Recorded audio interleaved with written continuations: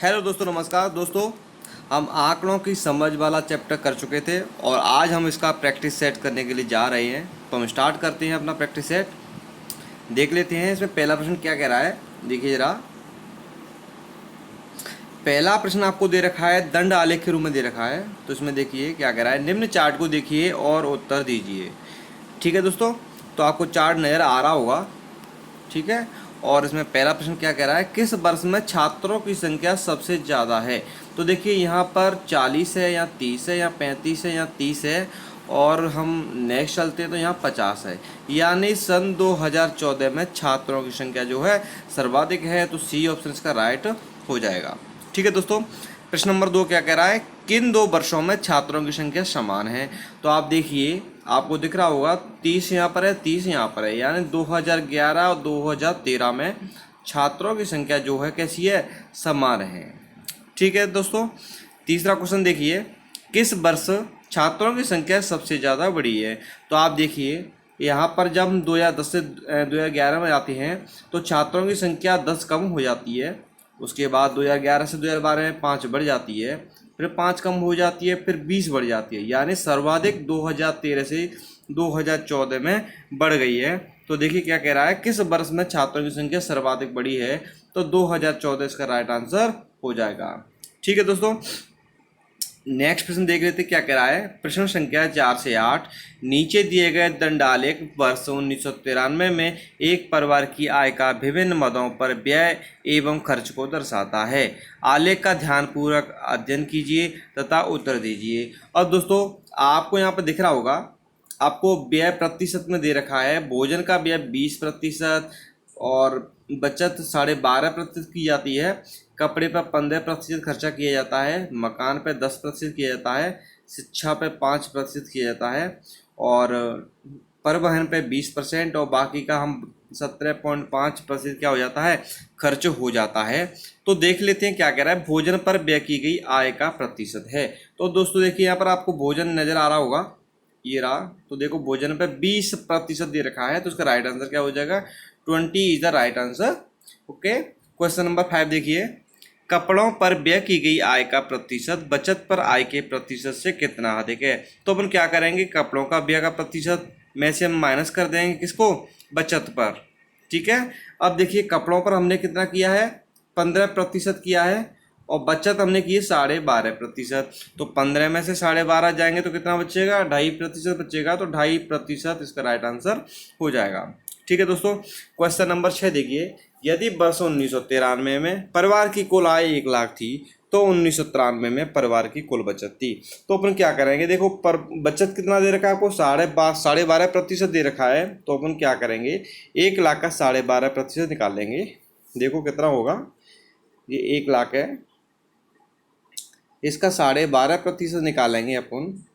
तो 100 को क्या करेंगे, डिवाइड करेंगे, 2 जीरो से 2 जीरो गई, और 1000 का मल्टीप्लाई जब मैं 12.5 से करूँगा तो 12,500 इसका आंसर आ जाएगा। तो देखिए इसका राइट आंसर क्या हो जाएगा, इसका राइट आंसर 12,500, सी ऑप्शन सही हो जाएगा। ठीक है दोस्तों, क्वेश्चन नंबर 7 देखिए, परिवार द्वारा परिवहन पर व्यय अन्य किस मद पर किए गए व्यय के बराबर है। तो देखिए परिवहन पर इसने किया कितना किया है, 20% किया है, और यहाँ पर भोजन पर भी इसने कितना किया है, 20% किया है। तो इसका भोजन इसका राइट आंसर हो जाएगा। देखिए भोजन ऑप्शन मिल गया हमें, और बिना सोचे समझे इसको क्लिक कर दिया। ठीक है दोस्तों, क्वेश्चन नंबर 8 देखिए, क्वेश्चन नंबर 8 आपको पाई चार्ट से संबंधित दे रखा है, और मैंने आपको बताया था पाई चार्ट के बारे में। यहाँ पर जो एंगल बनता है कितना बनता है, 360 डिग्री बनता है। क्लियर है। अब देखिए क्वेश्चन क्या कह रहा है, यदि शिक्षा तथा यात्रा पर खर्च का अंतर 4000 है तो परिवार की कुल आय कितनी है। देखो शिक्षा पर आपको 25% दे रखा है, यात्रा पर 15% दे रखा है, और 25 में से हम 15 घटा देंगे, 25 में से हम 15 घटा देंगे तो कितना बचेगा हमारा, 10% बचेगा, और 10% किसके बराबर है, 4000 के बराबर है। ठीक है, समझ में आ गया। अब देखिए जब 10% 4000 के बराबर है तो 1% कितने के बराबर होगा, 4000/10। तो 100% कितने बराबर होगा, इसमें 100 का क्या हो जाएगा, मल्टीप्लाई हो जाएगा। ठीक है। तो एक जीरो से एक जीरो गया और ये 4,000 है, 4,000 में 10 का मल्टीप्लाई करूंगा तो कितना हो जाएगा, 40,000 हो जाएगा। तो इसका राइट आंसर क्या हो जाएगा, 40,000। बी ऑप्शन एकदम सही हो जाएगा। ठीक है दोस्तों, क्वेश्चन नंबर 9 देखिए। दिए गए पाई आरेख में एक घर के निर्माण के खर्च को दर्शाया गया है। यदि घर के निर्माण का कुल खर्च 15 लाख है, 1 सेकंड, इकाई, 2.5 सैकड़ा, 10,000, 10,000, लाख, 10 लाख, 15 लाख है, तो मजदूरी में खर्च होगा। आप देखिए जरा, मजदूरी की बात कर रहा है और मजदूरी का आपको यहाँ पर देखो कितना दिख रहा है, 90 डिग्री का एंगल दे रखा है। क्लियर है। तो अपन क्या करेंगे, 15 लाख दे रखा है तो 15 में क्या करेंगे, ये लाख है, ठीक है, मैंने इसमें जीरो जीरो लगाई, समझ जाना। और 90 डिग्री है और टोटल कितना होता है, 360 होता है। ठीक है। तो ये कितना 4 बार कट जाएगा, यानी मैं 15 में 4 का डिवाइड करूंगा तो देखो कितना आएगा, 3.75। ठीक है।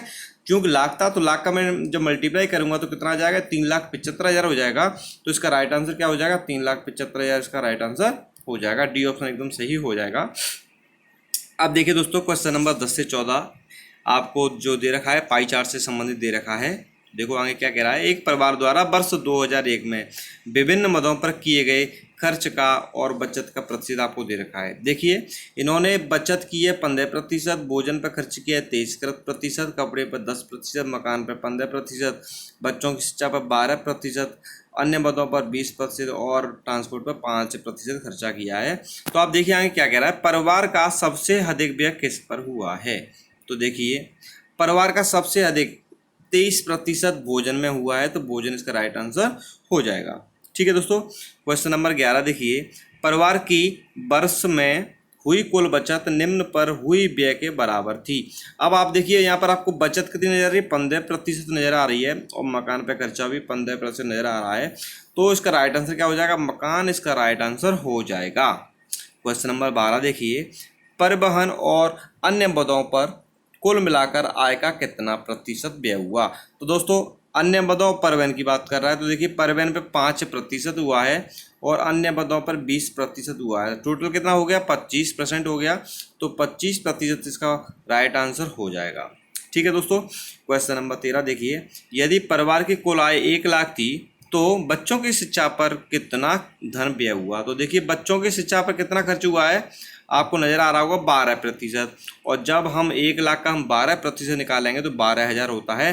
तो इस वजह से इसका राइट आंसर क्या हो जाएगा, 12,000 इसका राइट आंसर हो जाएगा।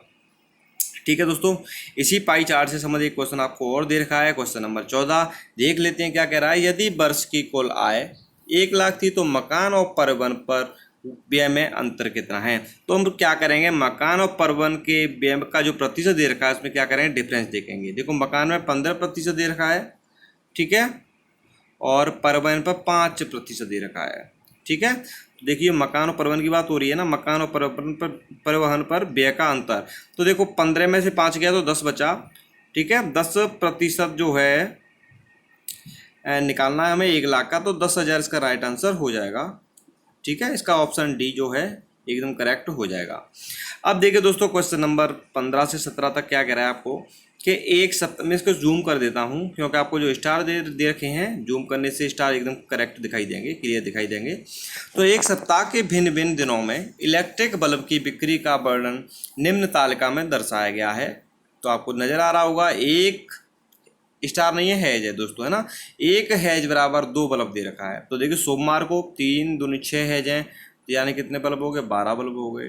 ठीक है, मंगलवार को 3 दूनी 6 2 8 हैं तो 16 हो गए, 16 की बिक्री की है। 4 दूनी 8 हो गए, यहाँ 10 हो गए, यहाँ 3 दूनी 6 के साथ 14 हो गए, यहाँ भी 8 हो गए, और यहाँ 3 3 6 3 9 18 यहाँ पे हो गए। ठीक है दोस्तों, टोटल कितने हो रहे हैं हम देख लेते हैं एक बार।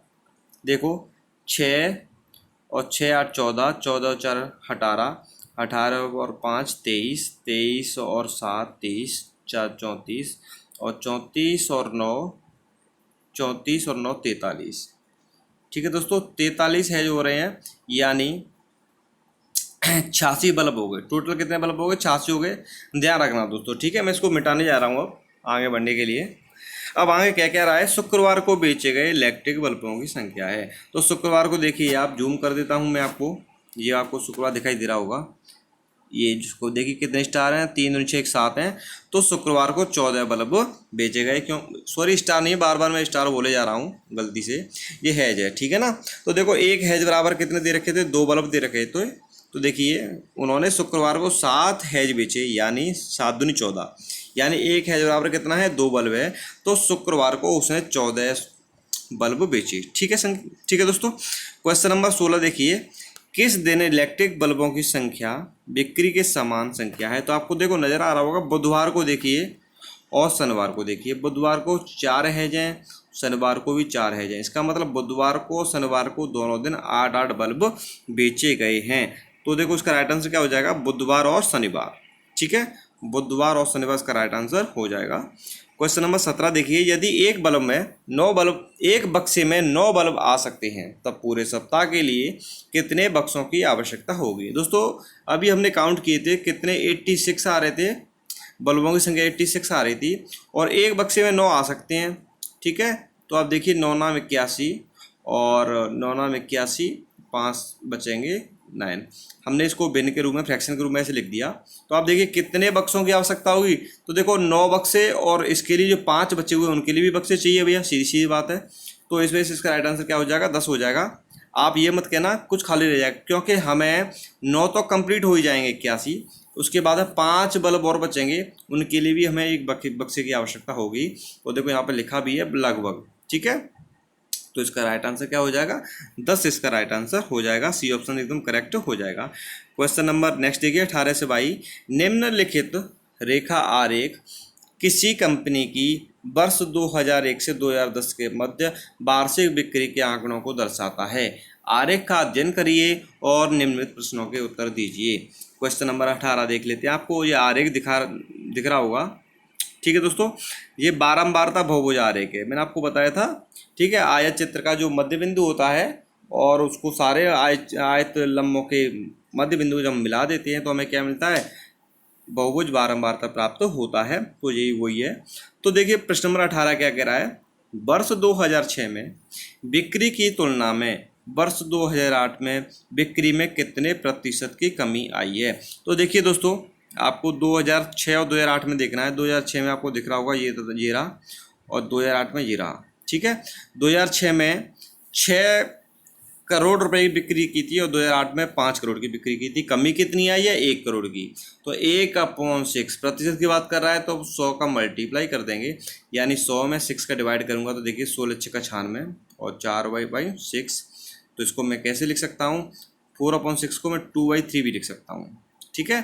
तो इसका राइट आंसर क्या हो जाएगा, 16 से 2/3, सी ऑप्शन इसका एकदम करेक्ट हो जाएगा, ठीक है दोस्तों। क्वेश्चन नंबर 19 देखिए, वर्ष 2002 में बिक्री का वर्ष 2007 में बिक्री के साथ अनुपात है। तो देखो 2002 में बिक्री की है 2 करोड़ की और 2007 में बिक्री करी है 6 करोड़ की। तो जब मैं 2 का और 6 का अनुपात निकालूंगा तो कितना आ जाएगा दोस्तों, 1/3 आ जाएगा। तो इसका राइट आंसर क्या हो जाएगा, 1/3 इसका राइट आंसर हो जाएगा, बी ऑप्शन एकदम करेक्ट हो जाएगा। क्वेश्चन नंबर 20 देखिए, वर्ष 2003 से 2007 के अवधि के दौरान कंपनी की औसत बिक्री कितनी है। देखिए 2003, 2004, 2005, 2006, 2007, यानी 5 वर्षों की बात कर रहा है। तो अपन देख लेते हैं, 2003 में 3 करोड़, 2004 में 4 करोड़, तो 4 3 7, 7 और 10 17, 17 और 6 23, और 23 और 6 29, यानी 29 आ रहा है। 29 में मैं डिवाइड करूंगा कितने का, 5 का, 5 को करना पड़ेगा, ठीक है। तो 5 25, 4 हासिल बचे, वो 4 शेष बचे, 4 0 5 8 40, तो 5.8 आ रहा है इसका औसत कितना आ रहा है, 5.8 आ रहा है करोड़ में। तो देखो इसका ए ऑप्शन एकदम करेक्ट हो जाएगा, ठीक है दोस्तों। क्वेश्चन नंबर 21 देखिए, वर्ष 2005 में पिछले वर्ष की तुलना में बिक्री में वृद्धि का प्रतिशत है। अब 2005 की बात कर रहा है, तो अपन 2005 में देखते हैं। 2005 में 10 करोड़ की बिक्री करी है, 10 करोड़ की बिक्री करी है, क्लियर है। देखो 2005 में 10 करोड़ की बिक्री की है और 2004 में 4 करोड़ की बिक्री करी है। तो कितना डिफरेंस आया, 2004 में 4 करोड़ की, 2010 में 10 करोड़ की। डिफरेंस कितना है, 6। 10 में से हम 4 घटा देंगे तो 6 आ जाएगा, और 6 के मैं डिवाइड कर दूंगा 4 का, 100 का मल्टीप्लाई कर दूंगा, तो यहाँ पे कितना आ जाएगा, 150% आ जाएगा, यानी 150% की वृद्धि करी है। ठीक है दोस्तों, 2005 में। तो इसका राइट आंसर क्या हो जाएगा, 150%। डी ऑप्शन इसका एकदम करेक्ट हो जाएगा। लास्ट क्वेश्चन है इस प्रैक्टिस सेट का, देखिए क्या कह रहा है। वर्ष 2005 से वर्ष 2008 तक कुल बिक्री है, ठीक है, 2005, 6, 7, 8 4 वर्षों की बात कर रहा है। तो अपन देख लेते हैं, 2005 में 10, 10 और 6 16, 16 6 22, 22 और 5 27। ठीक है दोस्तों, 27 करोड़ इसका राइट आंसर हो जाएगा, यानी बी ऑप्शन इसका एकदम करेक्ट हो जाएगा। ठीक है दोस्तों, आज हमारा ये प्रैक्टिस सेट कंप्लीट हुआ। यदि आपने चैनल को सब्सक्राइब नहीं किया तो प्लीज़ चैनल को सब्सक्राइब कीजिए, वीडियो को लाइक करिए, शेयर करिए।